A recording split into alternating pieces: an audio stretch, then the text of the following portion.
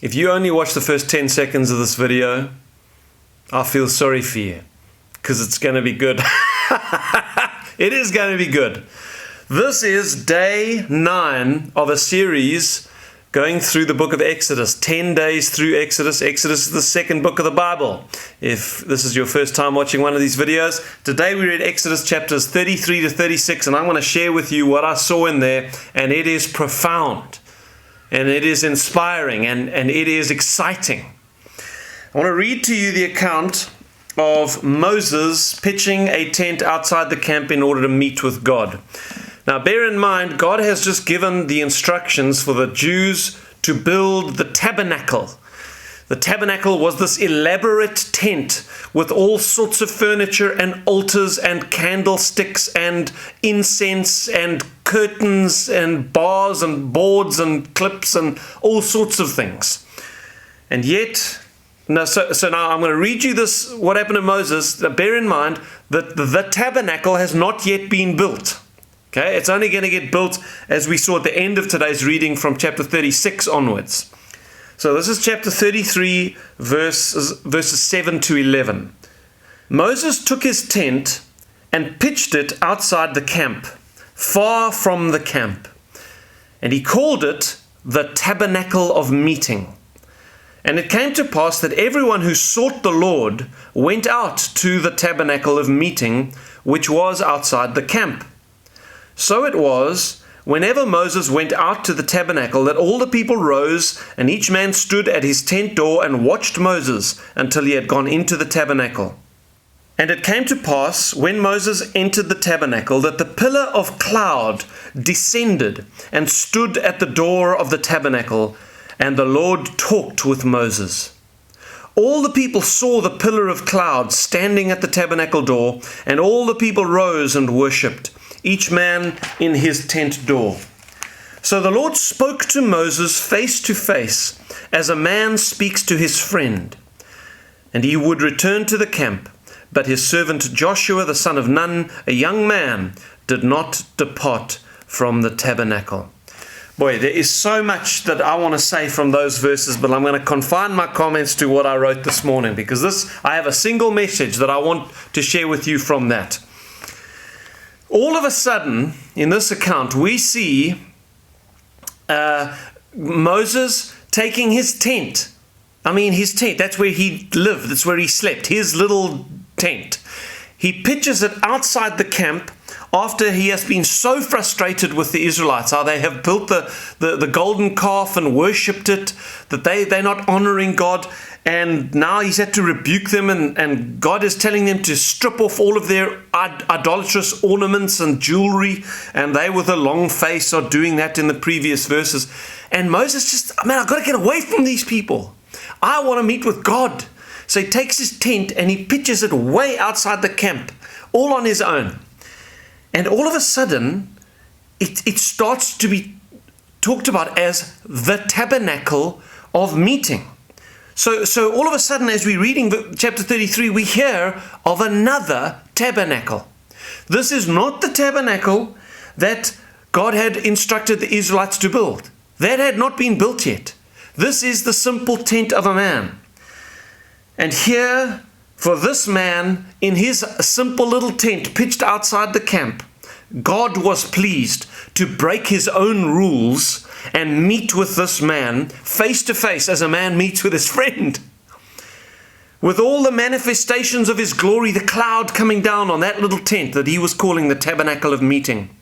Without all the ordinances and the furniture and the altars and the curtains and the incense that he had commanded for the real tabernacle.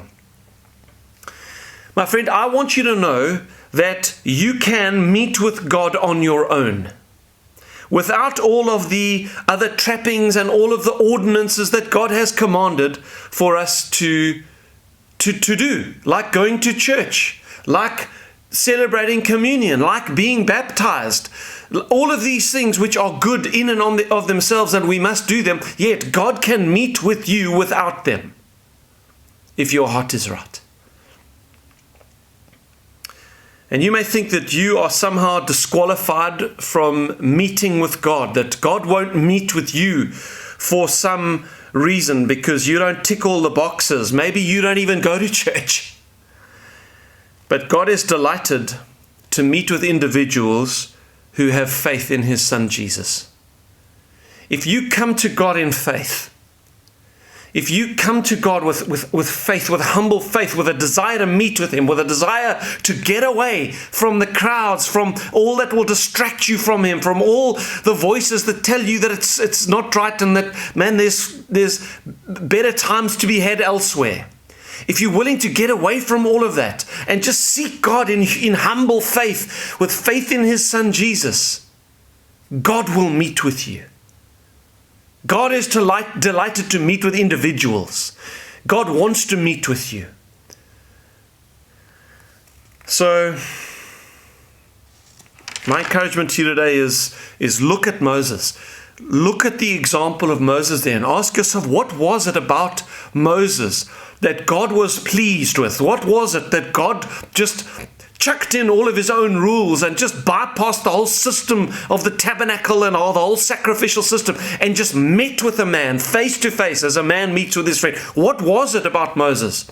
Well, certainly it was Moses had a desire to meet with God. He was willing to go outside the camp and pitch his tent out there, turn his back on everything else, because Moses loved God. Moses wanted to be with God. In the verses that follow, you see this incredible encounter between Moses and God as he's saying, God, you must go with us as we travel. And God, if you don't go with us, I don't want to go.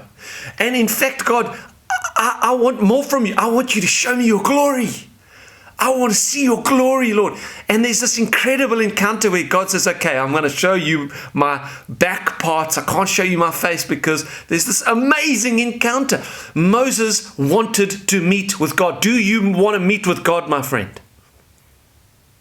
Do you want to meet with him? Well, if you've never met with him before, let me tell you where it starts. It starts with seeking God for forgiveness. Your sin has caused a separation between you and God.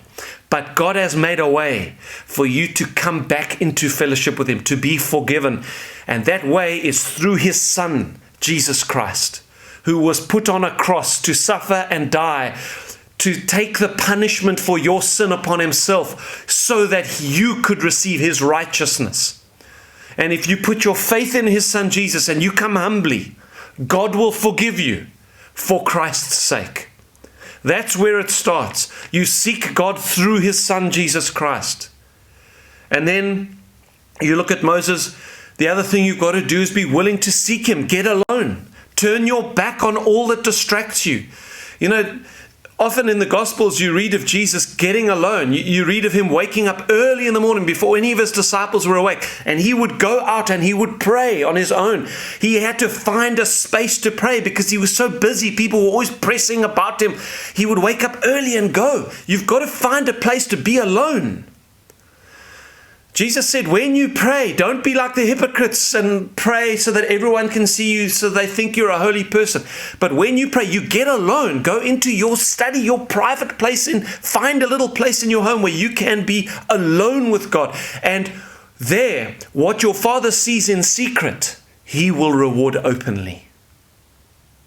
So my encouragement to you today, my friend, is that God will meet with you if you are willing to seek him. So seek him, and then I'll see you on the other side.